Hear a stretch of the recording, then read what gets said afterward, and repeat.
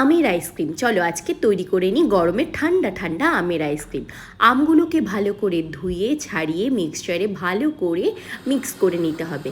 তারপর নিয়ে নিতে হবে দুধ, দুধটাকে ভালো করে ফুটাতে হবে। আর দুধের মধ্যে একটুখানি দারচিনির গুঁড়ো দিয়ে দিতে হবে। কিছুটা দুধ তুলে রেখে বাদবাকি দুধটাতে ছানা করে নিতে হবে। ড্রাই ফ্রুটগুলোকে একটুখানি নিজের মতন করে কুচি কুচি করে কেটে নেবে। তারপর আমের সাথে সেই দুধটা মিক্স করে একটু হালকা চিনি নুন দিয়ে ভালো করে মিক্স করে নেবে। ছানাটা যে রেখেছিলাম ওই ছানাটার সাথে দই ভালো করে মিক্স করে নিতে হবে। এবারে একটা বাটিতে প্রত্যেকটা লেয়ারকে আস্তে আস্তে সেট করে দেবে।